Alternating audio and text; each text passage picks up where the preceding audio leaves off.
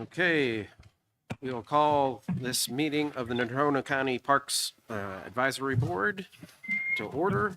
Today, Thursday, February 8th. Could we have a roll call, please? Rob Hill, present. Cordell Wistison. Crystal Bratvold, present. Doug Irvin, present. Jim Miller on the phone. Michael Brown, present. Okay, that's everybody that's here today, and let's move on to the Pledge of Allegiance. I pledge allegiance to the flag of the United States of America and to the republic for which it stands, one nation, under God, indivisible, with liberty and justice for all.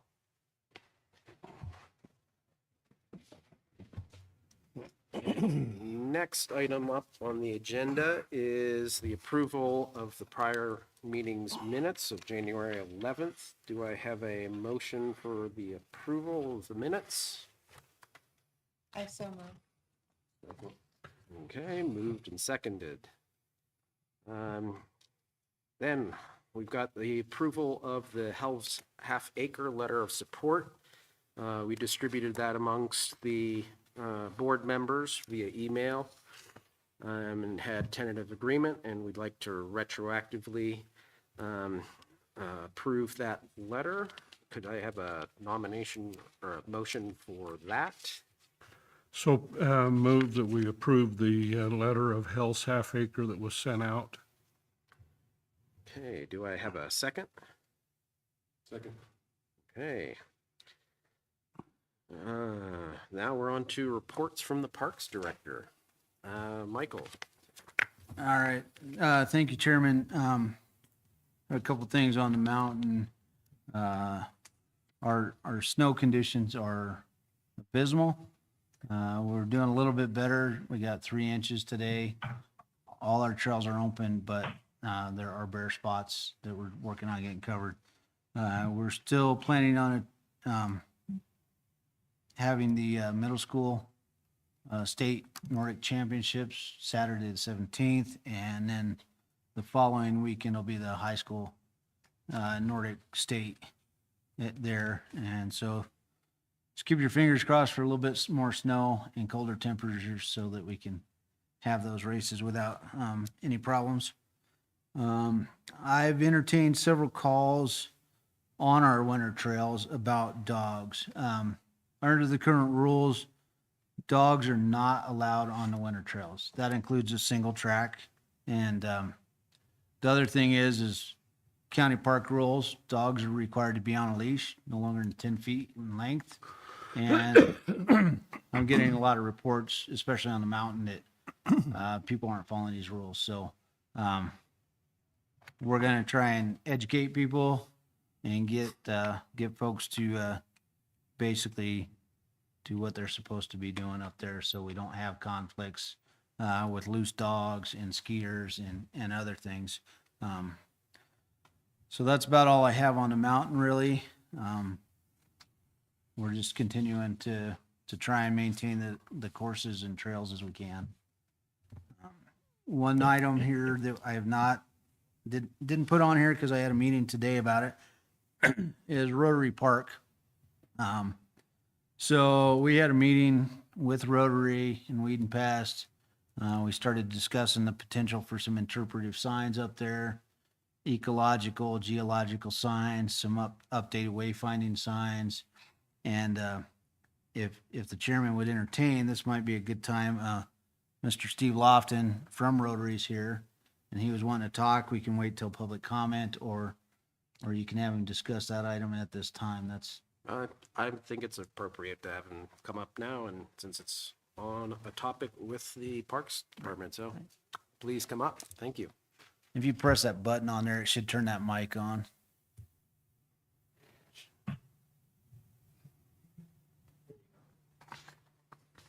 Okay, my name's Steve Lofton. I'm in the Rotary Club, and Rotary Club has had kind of a standing committee for decades to do the work around Rotary Park improvements, trails, tables, whatever it is. So we thought last summer that we'd better see if there was some stuff to do. We did a little bit of cleanup, not very much, fixed some handrails. And then decided though that the signage up there is incorrect and misleading, missing signs. So we thought maybe that'd be a good project for over the winter.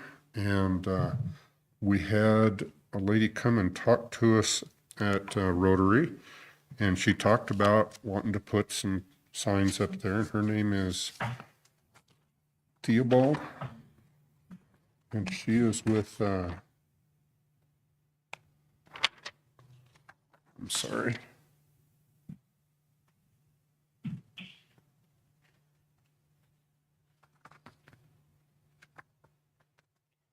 I can't think, she's, it's not the weed and pest. A but that's where- natural, something naturalist group, so local Yeah. naturalist group. So she was interested in trying to get the Rotary Club interested in putting up signs about plants and animals and geology, more interest signs.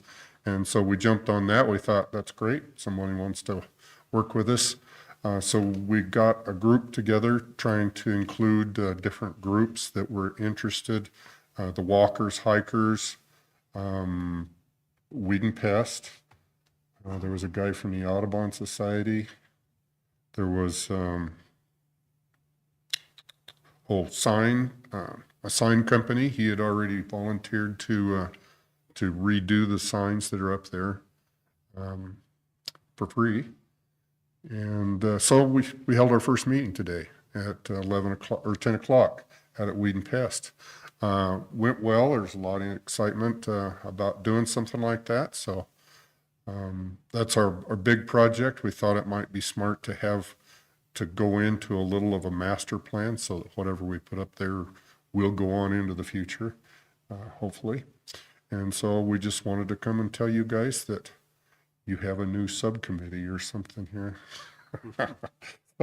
So we said we'll hold another meeting, and we thought of a list of other people that might be interested, people or groups. Wyoming Naturalist Program, is that the one she was in? Rotary Club, of course, Truro County Parks, of course. Recreation Collaborative.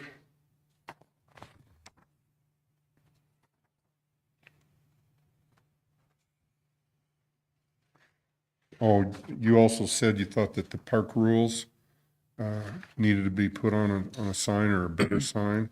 I thought, we have some specific rules for Rotary Parks. And so I thought this group might want to review those rules and make sure that anything that we're changing up there is reflected within the rules, or anything within the rules that we don't have signage for up there, maybe we need to have that in place. So this would be a good group to kind of review that section of our rules if there needs to be any changes. Yeah, agreed. That's always been a challenge there, is that there's no communication of the applicable rules to the general public there. So that is definitely an area we could improve upon our communication via signage or kiosk type stuff. So is this through the University of Wyoming? Steve, this is Jim Miller. I'm on the phone.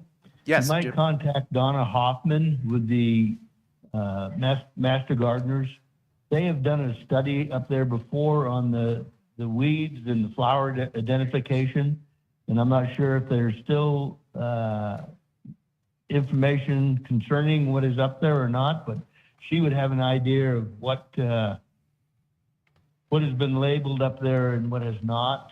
And there was a class that was had up there from a professor from the University of Wyoming that was a naturalist.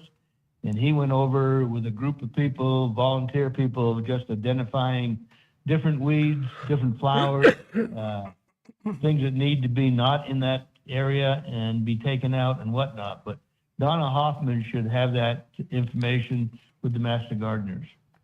Okay, thank you. I found my list. Go ahead. So was the woman Kathy Lichtendahl? No, her name was Jenna Theobald. Ebald? Yeah, Theobald, I think. So this would just be at Rotary Park? Right. Yeah, we're just interested in Rotary Park. And I did find the list of other people we thought might be interested in it. The school district takes a lot of their kids up there. GIS, Casper College. We needed someone to do the graphic design for the signs. And then we thought the installation would be done with Rotary volunteers, whatever signs we do get up there. So yeah, this was a kickoff meeting, basically our first meeting, and so I believe there's a meeting in a month, and I thought it'd be good. Steve was available to come kind of discuss this with you guys and maybe answer a few questions, but we're right in the beginning phases of it to see where we need to put signs and what's good and how we should approach that. You know, we don't want to obstruct the view up there. So that was one of the big things we talked about is, you know, how do we put the signs out there? How do we get safety and regulatory signs in a certain aspect without overwhelming, you know, these informational signs about the environment and whatnot. So it'll be a good project. I mean, it'll take a while, but Rotary's gangbusters on it, and we'll definitely be bringing that information to you guys as we develop it. And Michael, if you'd copy me on those meetings, I'd love to sit in and listen. Good. So, quick question. So would this have an educational like component for like middle school, elementary school? Absolutely. Okay. That's a lot of it. When she wanted to add on to what the Rotary Club was mostly about, the signs aren't pointing the right direction and Wayfinding. wayfinding, yeah. So, and she said she wanted educational signs, and she was talking about identifying the different flowers, what a weed is. The geology. The geology, after you get up on Yeah. those big Yeah. platforms, you can see the canyon and town and so forth. So yeah, educational is definitely what it was about. We also, we found for over the years, for a lot of years, that there's not enough parking for the people that come up there. And so the idea was, when we put the parking lot down below, further down the hill, was for the hikers to use that, and then, you know, they want exercise anyway, so they'd have further to walk. But no signs say hikers go Hiker down parking. here and here's the trail. So that's So our, when is the ETA? I understand this is just starting off, but are you looking at an 18-month project, or are you looking at getting this done this summer? we think that we can get it done this summer, get them So- installed. We would need to review those rules then, like, Yes and no. I mean, as long as the rules are still applicable, I don't think there's going to be a significant change, but I thought, you know, we got to get public comment on rules when we start Right. to advertise them. And I thought this would be a good group to at least look at that section of it. See if there's anything that So, they want you to know, I just address. kind of brought that up to them. I mean, like, we'll be discussing the rules here tonight a little bit, to start that process and see if what the Parks Department's suggesting is appropriate, or if the Parks Board thinks that we need to back off and not make as many changes or make different changes. So, just to start to get that group, but I think a lot of these signs could probably be implemented within 6 months. So, you know, by August, and maybe it might take a little longer depending on what we need for funding and whatnot, but Rotary is a great group to try and get some funding out of. well, I So, think they already have the signs donated, is what Lisa Scroggins told me. which is Right. a significant cost. Yeah, that's yeah. Is that from Mr. Gallus? Your signs? No, it's Wyoming Signs, and his name is Enoch. Enoch Hart.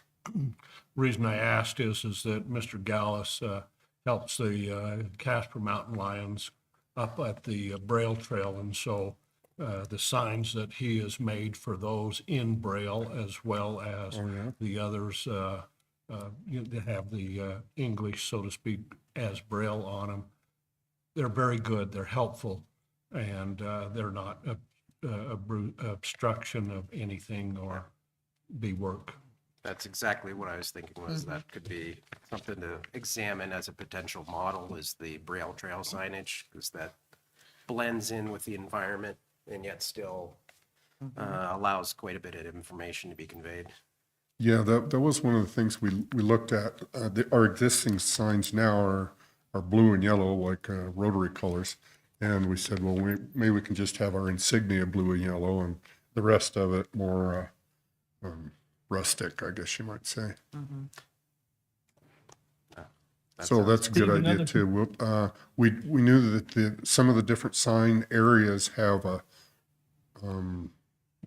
what did you call it? I All was the talking same about the, style. MPO's wayfinding signs, Bar None has its own kind of scenic view, county has its own scenic view, the city, and, so we might be able to kind of piggyback off that a little bit, but definitely I think we'd like to brand Rotary Park, and their signs would be somewhat unique, color scheme, font, so that, but, we'll have that throughout the park so that it's easy to identify. Hey, Steve, Jim Miller again. Yes, You might contact the Science Zone. They have, there has been a course in past years, 15 years, that they did a study up there on the geology and also on the plant identification. I took the class when it was available, but that information should be available. I know the Science Zone still uses that area for science projects and whatnot, but Carolyn Jacobs, I think, is the coordinator for the Science Zone, but I'm not quite sure on that, but Rob Hill might be able to find that information out for you. their name came up actually in our meeting. That's a good resource. And you had said maybe the GIS and there might already be maps and stuff. Yeah, the county GIS department has some maps that we can use, and then we were talking about, marking trails, whether it's paint, and I think CWTA does some of the painting on the bridle trail. Do you guys you don't do that? But I mentioned to CWTA as maybe a partner to help us decide. We're talking about like diamond markers, so you know which trail you're on and whatnot, and then, Especially in the winter. 'cause yeah. But When the there's improvement a of the lot of wayfinding signs, one of the big aspects of that is they could, if we number them correctly and they're numbered on a map, they can be utilized like we do at the Nordic trails Exactly. for When somebody's 911 lost. markers.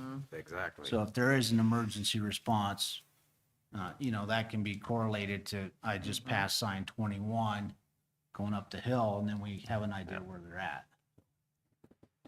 We just want to make sure it's all clear and easy to find and just improve, the park.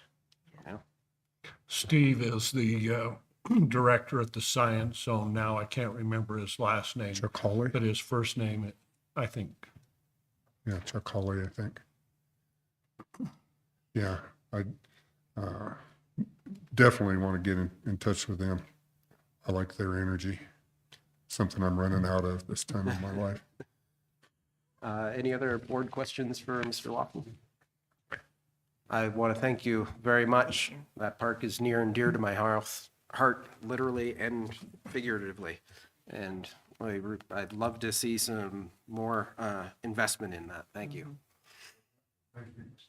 I agree.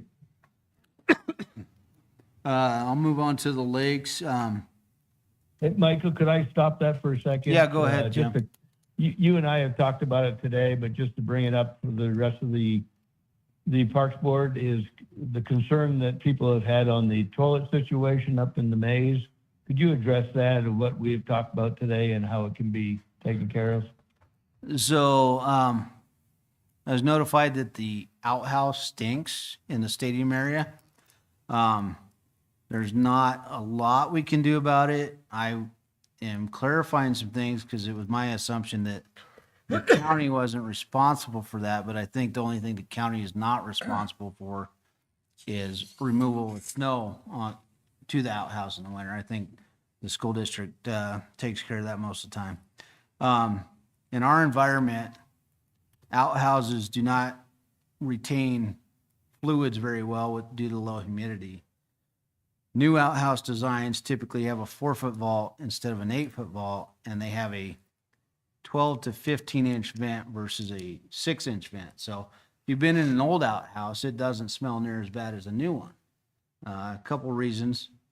They decided when they redesigned these outhouses, the larger vent, that black pipe's great for creating the convection. If you get heat built up on that pipe, it causes convection and draws the odors out and up through the vent. However, at 8,000 feet and 60 degrees in the shade most of the time, it doesn't do that. You don't get enough heat built up. In most places, the winds are lower speed, so, you know, a lower velocity across a larger pipe will still draw some of that air up. However, when you have the winds that we have, it tends to push it down and then force the air up through the throne, causing the stink. So the older outhouses have a 6-inch pipe here, and when the wind blows over that smaller pipe, it creates that low pressure and pulls that air up. So I'm trying to figure out a way to do size reduction on the vent pipe to help facilitate this. But when you have these used in the winter, it's frozen, there's no no liquid in it, it builds up a mass and it smells. And there's not a lot you can do about it. That one specifically, the county can't really access. In adding liquid to them, everybody thinks they're full when the water level's high in an outhouse, and then they want us to pump it. When in reality, if you leave that liquid in there, it cuts down on the odor. So, so that's so we're trying to solve the problem. My staff is gonna put some Odoban in that vault and see if that helps. Got my fingers crossed, but I don't think it's gonna do a lot. But we're gonna try that, and then see what we can do on improving the ventilation so that actually draws it out of the vent versus pushing it up through the throne. That answer your question, Jim? Yeah, let me add to that, if I may, Michael, that, you know, the misinformation that people have had that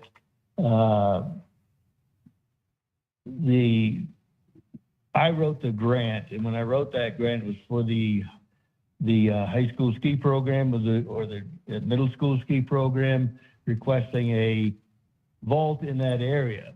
And when I presented it to the rec board, they indicated that if the grant was awarded, then the school district would have no responsibilities on maintaining that facility or pumping out the material and whatnot.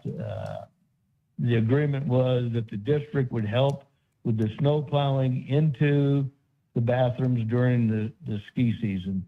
Other than that, the district said if the grant was awarded to them, that the only responsibility would be for plowing snow, and the county owns the property and owns the vault, and it's all their responsibility to take care of it and to maintain it. Right, and so the county does pump the vault, and we usually clean it a couple times in the warm weather season when we can access it with a pressure washer. The winter's the difficult part where it gets most of the use, and if it becomes uninhabitable, I guess would be a word we could use. We may just have to close it if it becomes too atrocious, because there's a limit as to what we can do. But we're going to try the chemical. we're gonna see if that helps and go from there. And I'm continuing to work on a better ventilation process. We just gotta kind of work with it, to, you know, you're gonna have, and I understand an outhouse smells anyways, but this is probably getting to a level where people can't tolerate it. And so we'll do what we can to mitigate the problem. And hopefully we'll have something a little bit better going on there. Question then, I what's think going that- to that happen answers for it real the, well, Michael, you know, things in the past that I have done just personally is I have put deodorant sticks in there, glaze sticks in there to, you know, cut down some of that odor and whatnot. And since I haven't been around this winter, that hasn't taken place, but it wouldn't hurt to have the county run by there, one of your staff members, to see what the area in the ladies and then men's area, if it's being taken care of.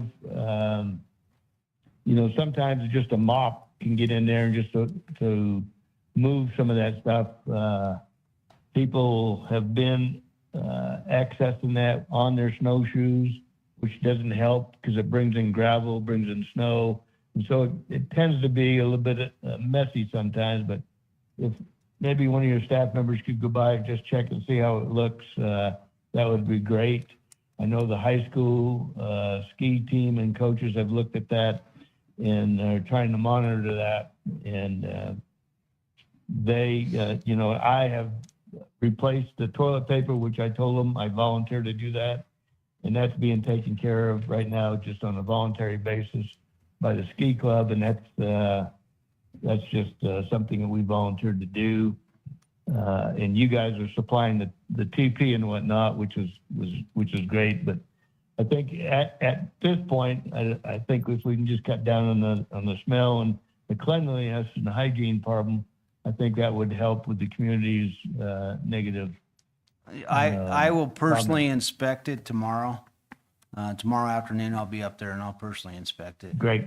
Well, thanks, Michael. my question is then, with the state coming up, do we bring in porta potties So- for those? The school district will do that on their own. They'll supplement with additional porta johns in the parking area. And they do that almost every race event that they hold up there. So, Michael, you might or send a comment to NC is hosting a state meet this year. You might make a comment in case it gets neglected, that they are responsible of getting some porta potties up there. okay.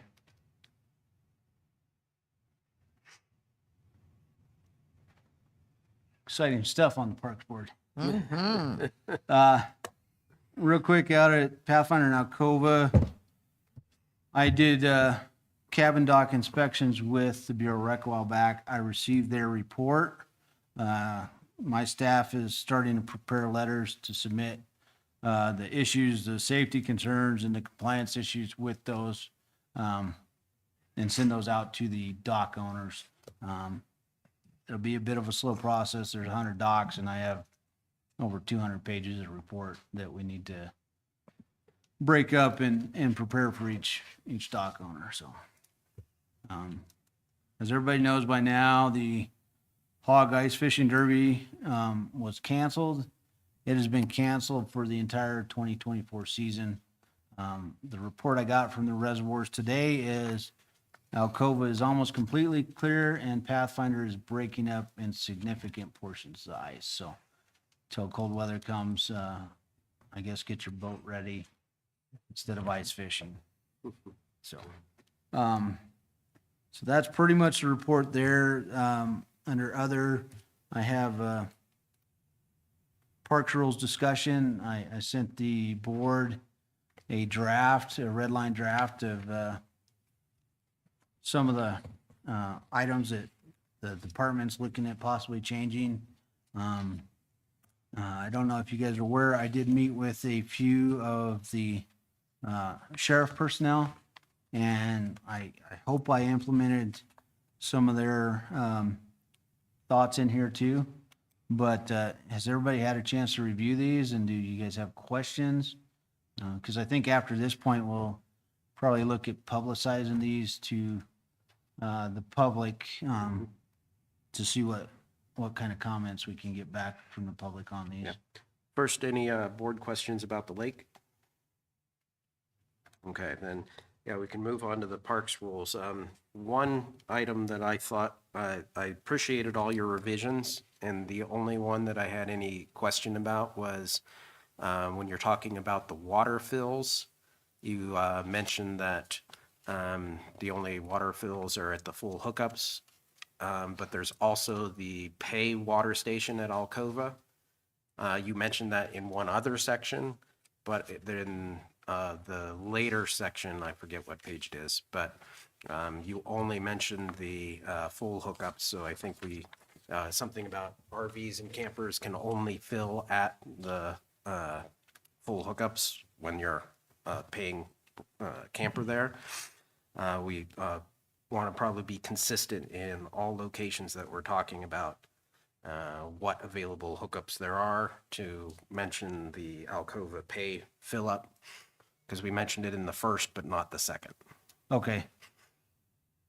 Yeah, and yeah, I'll clarify that, because the pay water fill, I don't know if you can actually, I'll have to look at the setup, because I don't know if you can actually fill Yeah, your is it RV. Accessible in that you can Accessible, park I there think it's without more like blocking the road. fill a surplus tank in the back of your truck or trailer, so. Yeah, that would be good to clarify either way, just so we, the residents know, or the community Okay. knows.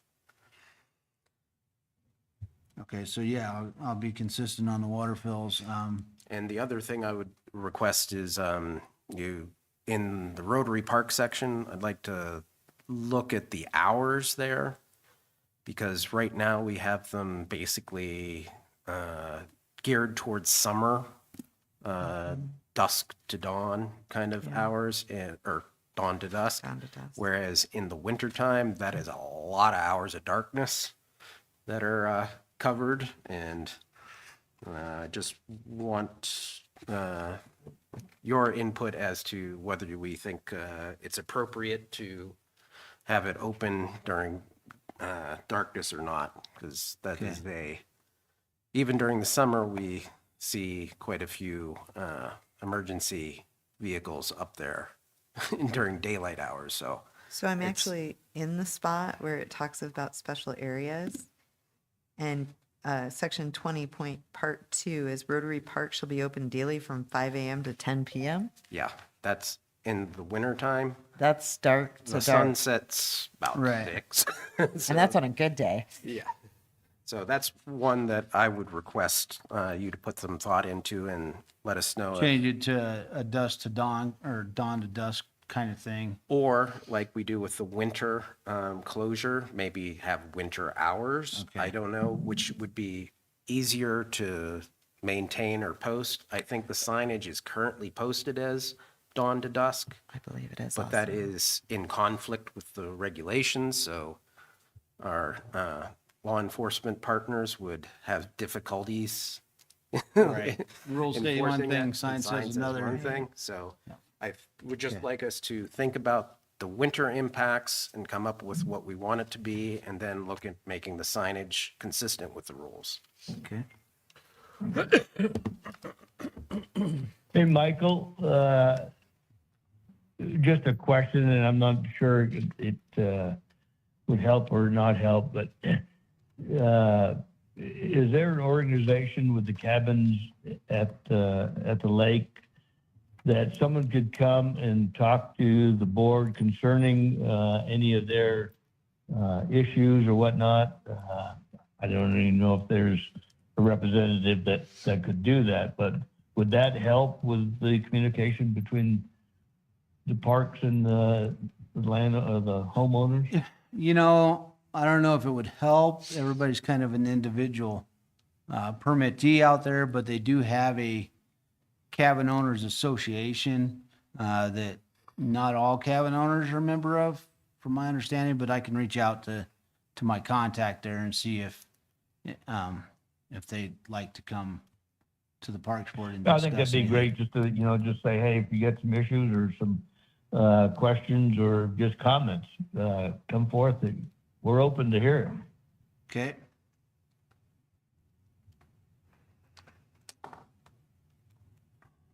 Any other board comments or questions concerning the park rules? I have a question.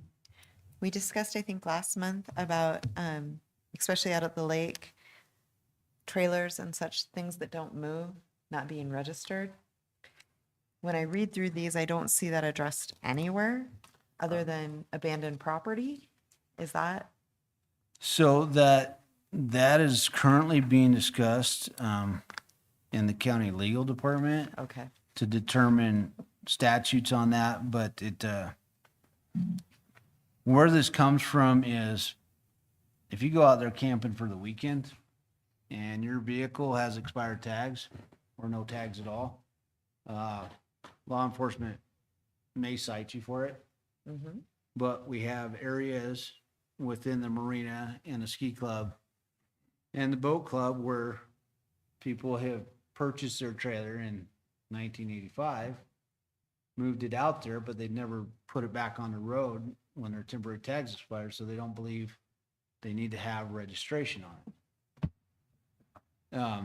So there's a couple of thoughts there. It's like, well, their lot permit doesn't say that they can't do that, but the only way their vehicle got there and the definition of a highway under state statute would consider that highway. So your vehicle has to be registered whether it's moving or not.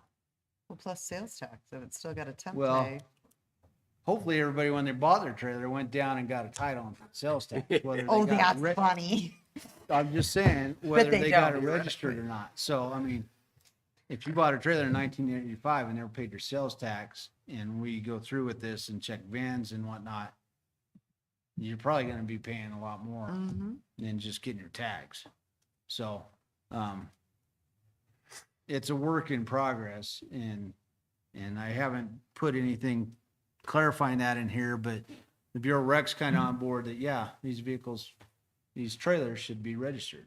And it goes same for the trailer park. There are fifth wheels in the trailer park that probably haven't been registered in a long time. But the biggest source would be the Casper Water Ski Club, because they're all bumper pull trailers and fifth wheels. So that's something that I'm working with Sergeant Legler on his understanding of it. I'm working with the county legal department on their understanding of it so that we can get a formal understanding of where this needs to progress before we implement that. But what started this is we did a cabin lot review with the Bureau of Rec, and there were a significant number of boat trailers and utility trailers on those lots that had expired tags. Same with our boat trailer storage area that we use for the summer. There's a lot of trailers that are parked there that have tags that expired. I remember one from 2019. There's one from 2016, 22. And so if we're going to enforce it on one item, we need to enforce it on all items. And it is a county park. It is public land. And so, it's not your private personal lot. If you had private property and you got a trailer parked on there that hasn't been registered in 10 years, it's not a problem. Because it's your own property, but this is public property. So that's kind of where that's coming from. And so we're working through the steps to make sure that we're doing this correctly when we notify everybody. And when we do notify people, if they have to have them registered, we're going to give them ample time.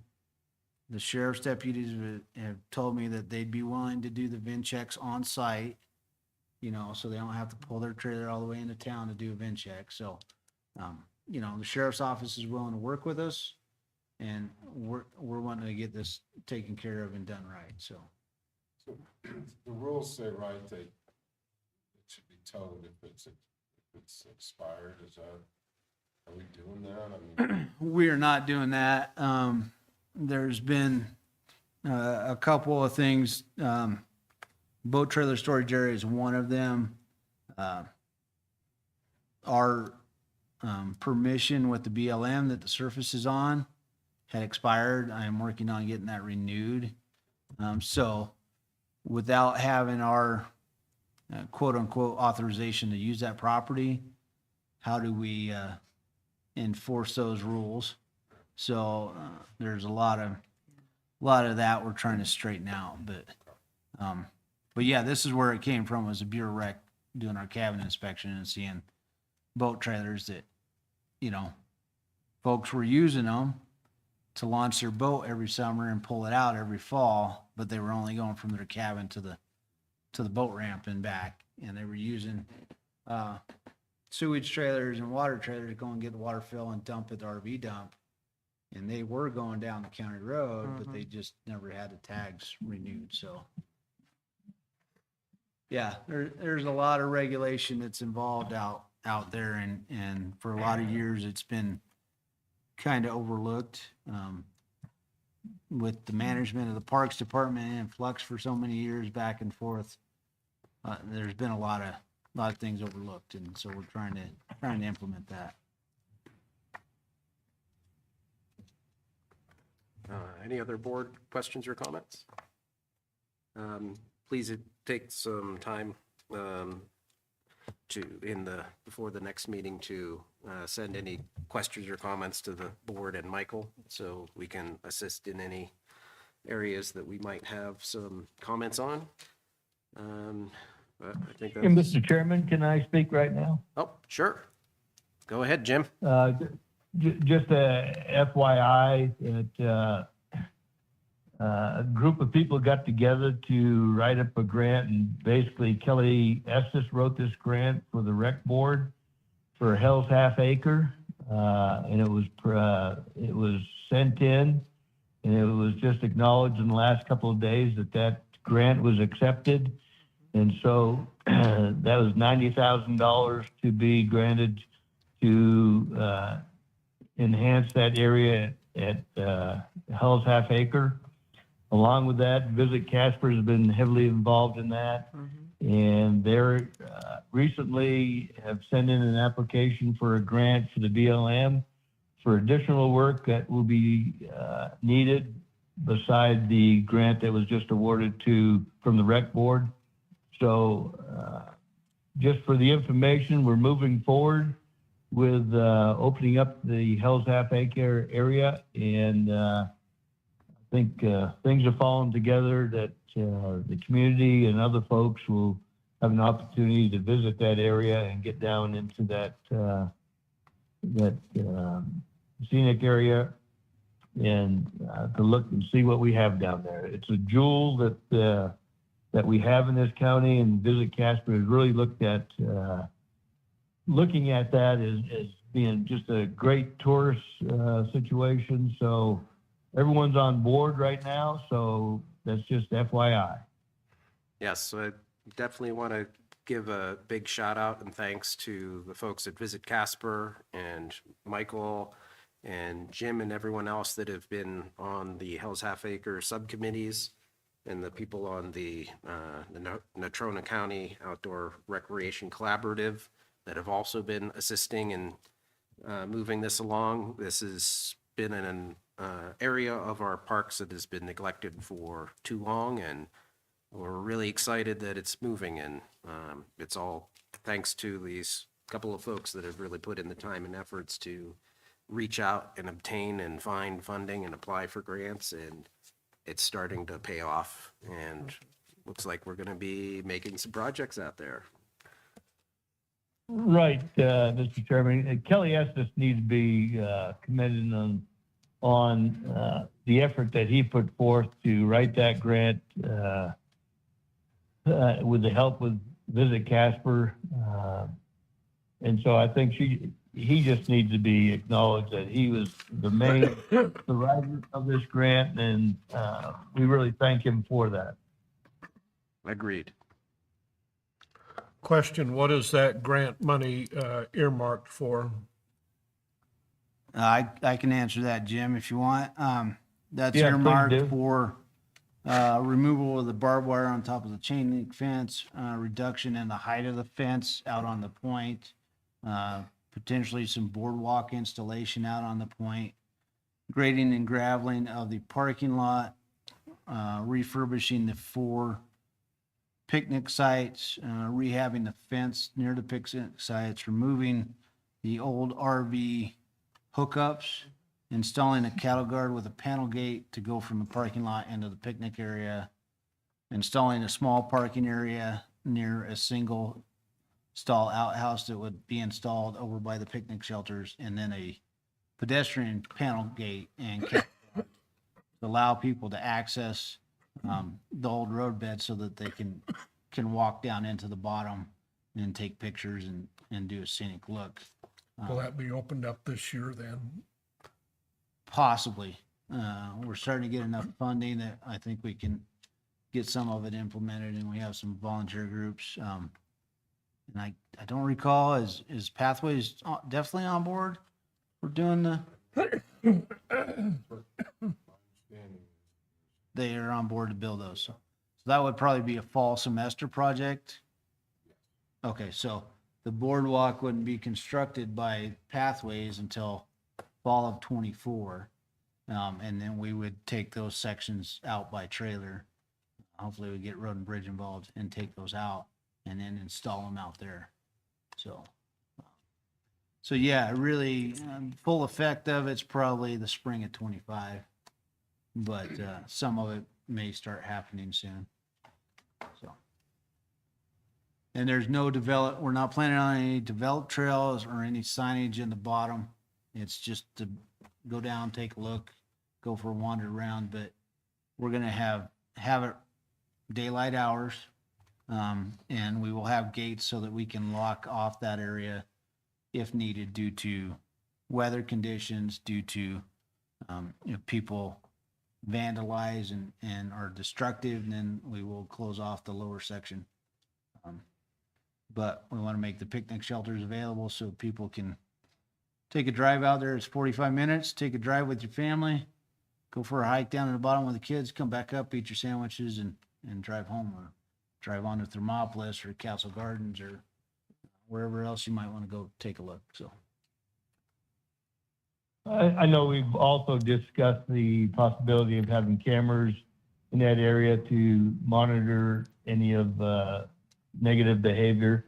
We also need to thank Amanda Sewell with the Visit Casper for the effort that she has done as an employee going forth with enhancing that project. So at one point, I know Amanda was talking about not signage, but billboard signage. That was part of her grant, if I remember correctly. yeah, so we're talking about signage, kind of like we just talked about at Rotary Park, Educational. educational signs, history of the area, what it used to be like. There was did I share the PBS video with the board, or I may have I overlooked just it? saw it. I found it. but- Yeah. Yeah, I'll share that. There's a PBS video that, it's always best to hike with a buddy, not hike by yourself. It's a wilderness area, and It is. we want to highlight and underscore that it- it's yeah. a special wilderness area, but you have to be prepared. Yeah. So on these park rules, I guess I need maybe some direction from the Parks Board. I can read through all the changes on here tonight, or have you guys reviewed this enough that I should start posting this for the public to review, and also other groups, CWTA, Fat Fish, Sheriff's Department's kind of gone through it, and I hope I've included some of it, but have them look at it again. Or do you guys need another month to look at this and provide your comments in addition to what Parks has? I've reviewed, and I've mentioned tonight the only things I saw. What does the other board members feel? Do we want to start a public comment session, or would you guys like another month to review?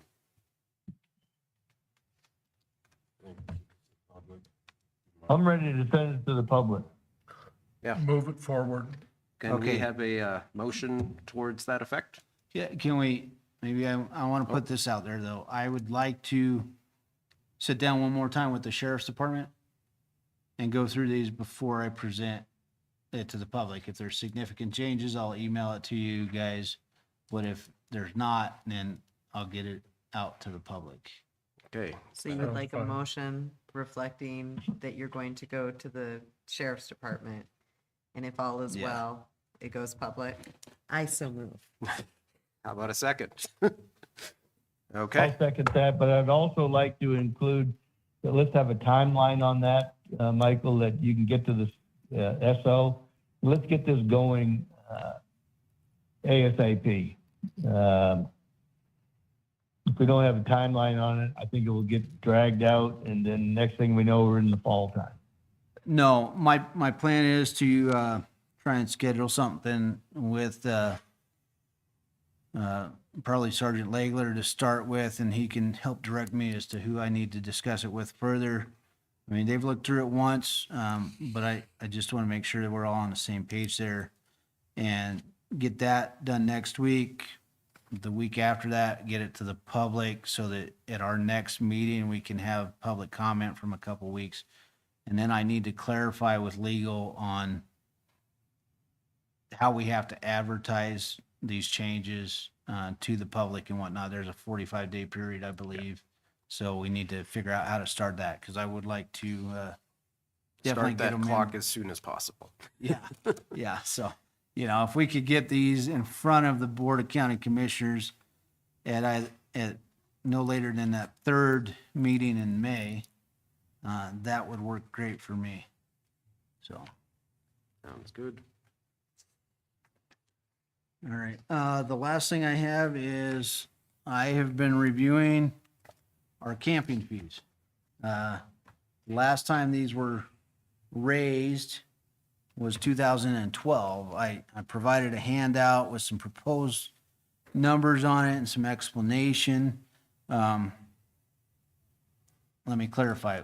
The base fee was raised in 2012. In 2022 or 3, the state required us to start charging sales and lodging tax, which comes to 12% tax. So our $10 base fee went to $12, basically, to cover those. I talked about this last month and thought about doing it in 2 stages. At this point in time, based on the cost of everything, I think we just do 1 step increase now, revisit these in 2 to 5 years, and see if another increase needs to happen. An example, and I don't have a good analysis of it, but we pay a seasonal caretaker $15 an hour. Typically, that caretaker can take care of 6 campsites and 1 outhouse in an hour. Okay. And then you add in the cost of fuel, the cost of his pickup, and he works an 8-hour day, but he has an hour and a half. He has 45 minutes out there, 45 minutes home. And so there's an hour and a half out of that 8 hours that's gone. So he's down to 6.5 hours of work. So these costs, just roughing it, and I can do a better analysis on this, but just roughing it, these are close to a break-even cost for the county to maintain our campsites as they are right now. And so, nobody's happy when prices go up, but everybody's paying more for beer, more for gas, more for milk, more for everything. And I wish I could find this report, but I heard something about it's inflation, or the consumer price index has changed almost 30% in 5 years. It's a significant increase. It's 9% in the last 12 months. 9 in the Yes. last 12, yeah. Yes, sir. Michael, can you give me that date again when the last, not the lodging tax one? 2012. So it's been 12 years since these have changed. So what are you recommending, Michael, to change to?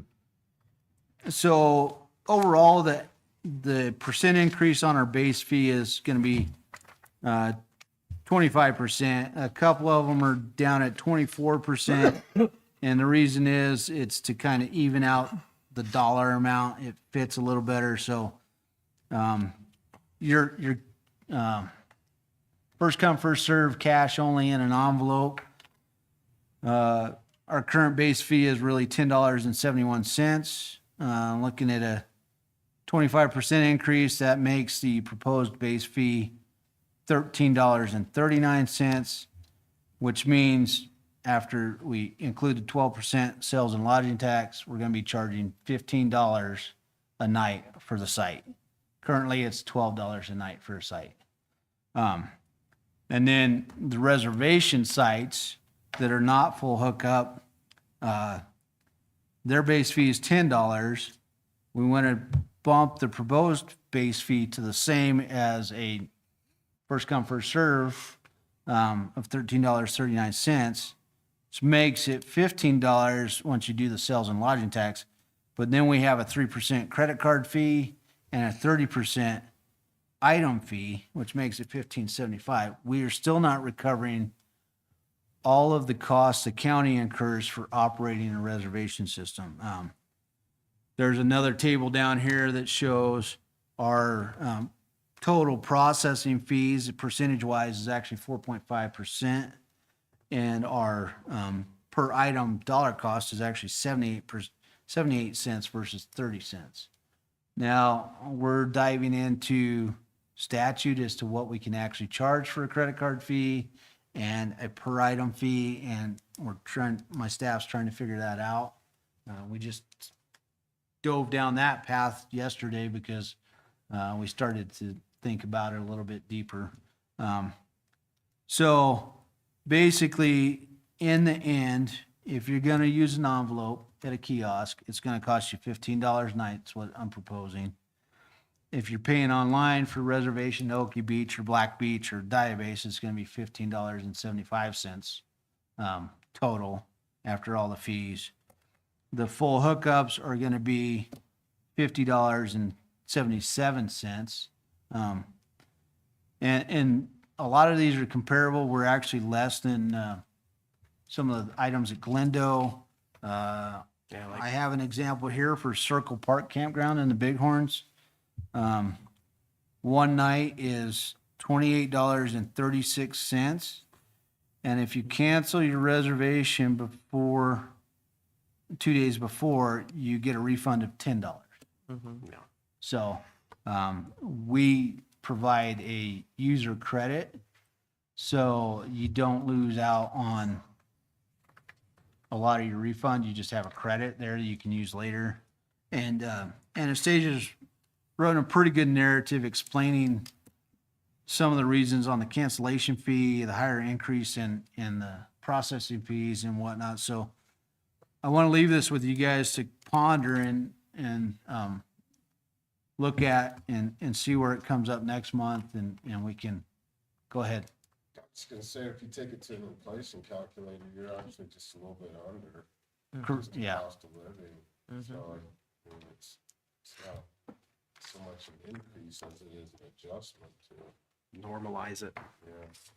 And it's also in line with the state, like Glendo only has electric, they don't have full hookups, and it's 48 for a non-resident. Right, and then you have an $8 reservation fee as part of that. You have a state park day use fee. So when you start adding all those things up, it tends to be $20 or more for a primitive campsite. Now, I will give it to the state parks and some of the Forest Service. They do have some nicer sites than we do. Yeah. And we're working on that, but we cannot afford to improve those sites Given our if we're current revenue. subsidizing your nightly rate to use that site.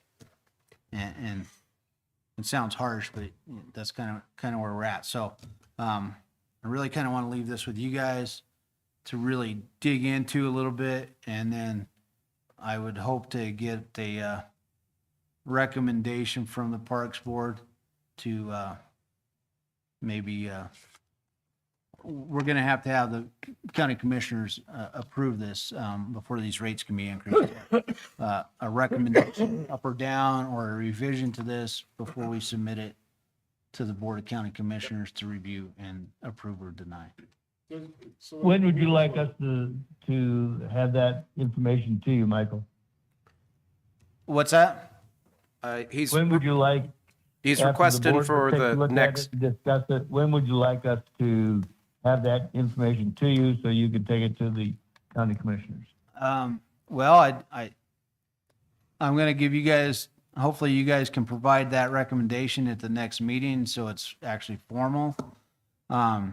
And then trying to get it as soon to them afterwards, because we'll start approaching a 90-day reservation time for the 4th of July, and I'd like to try and have it implemented before that. But if people make reservations before this is adopted, they'll be at the old rates. Yeah. When this is adopted, they'll be at the new rates. So I just want to get it going so that we can get to where we need to be to actually take care of our parks and sites.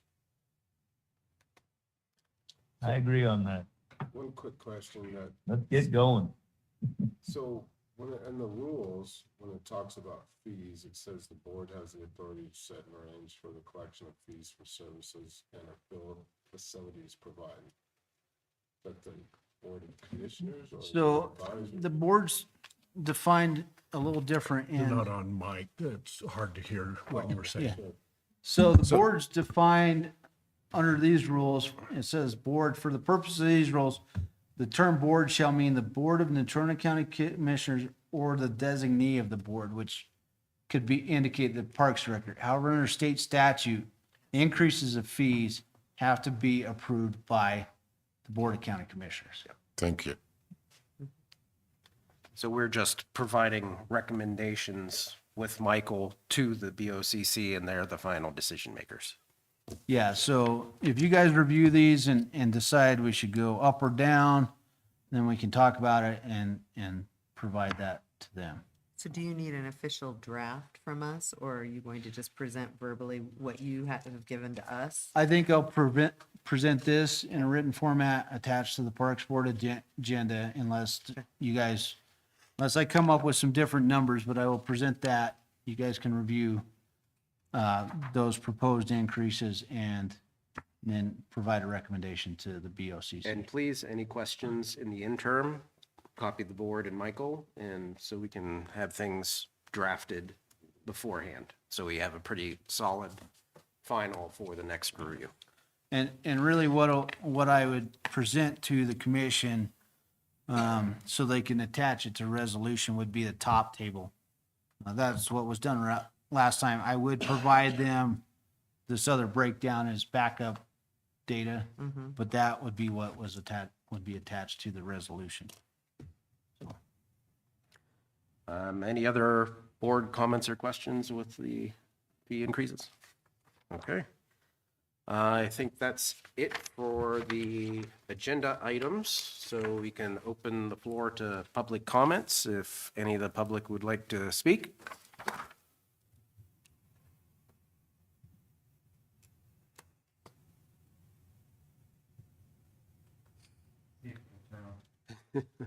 It's Hold tricky. it. Press and hold. There we go. Austin Burgess, Central Wyoming Trails Alliance, President and Director. I just wanted to take a few moments to kind of give you guys a quick update on where we're at. We haven't seen you for a while, obviously. It's been winter and hasn't been going on. We're pretty excited to announce that our board, CWTA's board, has approved proceeding forward with an executive director position to be actually a full-time. Being that the state of what the county's in and the way the city of Casper is working right now with the development of trails, we have the Kaylin Master Plan that's been approved last year by the Board of County Commissioners, and the high price tags that are on everything. We're seeing a pretty amazing opportunity for a local agency or a local organization to be able to provide a pretty amazing service. So I'm going to be making a meeting with Michael Brown on all the things that we have coming up, the trail plans that we're looking at that fall within the Kaylin Master Plan. But what I wanted to share with you guys tonight is kind of the things that we have going on right now. We're actively doing the single track trail grooming. And that's been going really, really well. I know that Michael Brown and I had a conversation about the dogs on the trails, and so I was going to have that conversation with him as well. So it kind of leads me to the conversation here tonight leads me to what other signage we need to put up. For example, if you wouldn't mind, can I pass this around to you guys? These are going to be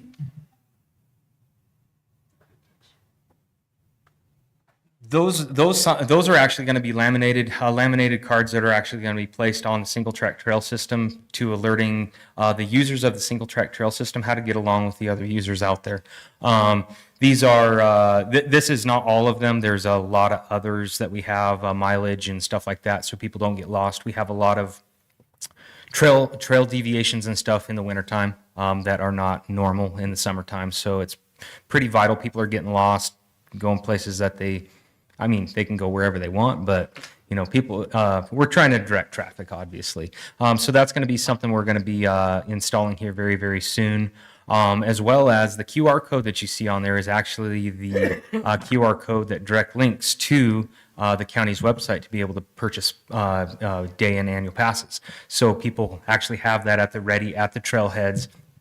So it'll hopefully help increase the sales as well as decrease the burden on people needing to be up there, park staff being up there to police the area. People can self-police. We have it signed as well. We did put our logo on there as well, showing that we do have a partnership with the Natrona County Parks Board or Natrona County Parks to implement these rules and regulations and stuff like that. Other than that, I just wanted to kind of give a quick update. We're super excited to be able to offer some pretty amazing things this summer as far as on that KLIN master plan.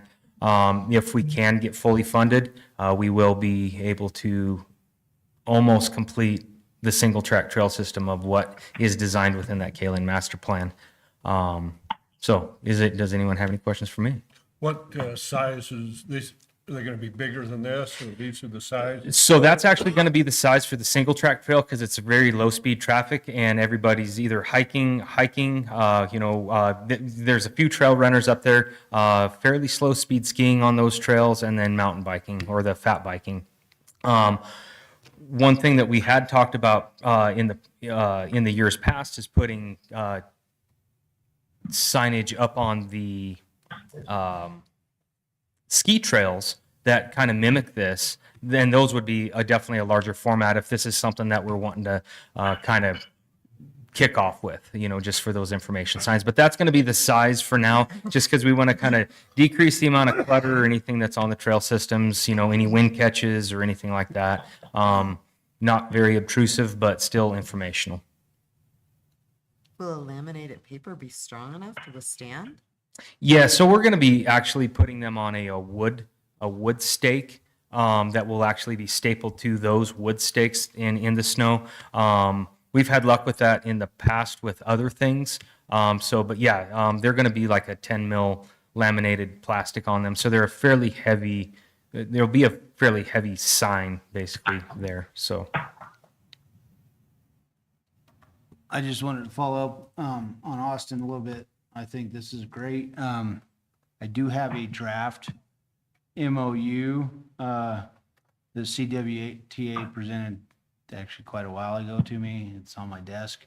I've been starting to make a few edits from the park side, but we're going to continue to work on that so that we have an MOU with CWTA for what they're doing and what they're wanting to do on the Summer Trail Master Plan, so that we can work together to use these user groups to improve our parks and have a good partnership to do that. So. Yep. And we do have a MOU, a current standing MOU right now, and there's no sunset clause on that or anything until something replaces that, obviously. No, we're super excited. If we can get our fully funding, we're going to be able to offer a 4-person trail crew throughout the summer build months to be able to get a lot of stuff done. And that's not just for the Casper Mountain stuff. That's all in Natrona County, including some of the partnerships we have in Converse County as well. So our organization is kind of blowing up right now. We've got some pretty amazing partnerships with some pretty amazing people right now, including you guys. So that's all I got. Any board questions for Austin? Austin? Oh, I got a question for you. how, do you have some grant money to work on those trail systems, or how is that gonna all take place? So as of right now, we are in the process of trying to obtain some grants, but what we are hoping for is we have about a list of about 9 philanthropists right now that have shown interest in our organization to be able to assist us as basically a kickstart. And for the perpetuation of our organization, we'll be looking at grant funding. Obviously, fundraising is a huge one with a 501c3 nonprofit. And then any kind of donate or any kind of agreements we can get through the city of Casper or Natrona County, if that is at all possible. So is that the reason for bringing on? Great, thank you for that, Austin, but please continue to work with Michael on the MOU, and he'll bring it to the board of what you have brought forward to the additional trails that you've worked with Kaylin on. As long as our communication goes forward, I think it works real great versus just throwing something in there and starting something that hasn't been okayed. But the communication has been good lately, so let's continue with that. Absolutely appreciate it. No, what's that? Was the grant writing, is that why you're really wanting to bring on an executive director? So we are actually going to be a hybrid organization. So our executive director is going to be in charge of basically the whole executive side as well as the labor side will be up there, actually building trail. So the way our organization did that is that I'll be stepping down as president and then being placed into that executive position. We will be partnering with other nonprofits on grant writing for any of our major grants. As of right now, we're going in-house right now, and then hopefully going to be able to make it down to some grant writing seminars and stuff like that to up our level of grant writing experience, as well as obviously, like I say, partnering with agencies like or organizations like Wyoming Pathways has been a big help of ours. Wyoming Community Foundation and stuff like that. So visit Casper, obviously. All the organizations that are here for outdoor recreation and making Natrona County and Casper great. That's what we're here to try to help bolster. So So did I hear Well, that thank right? you, You're going to be the Austin. executive Great. director? That Appreciate is- the effort that is- you've done and continue to do with all the trail systems up there. thanks. Any other questions? Thank you, Austin and CWTA. We really are enjoying the direction this partnership is going. We are having a lot better communication, and I think there's good things in the future between the county and your organization and other volunteer organizations. Thank you very much. Thank you. Okay, is there any other public comments? Okay. And if not, could I have a motion to close the meeting? A motion that this meeting adjourn.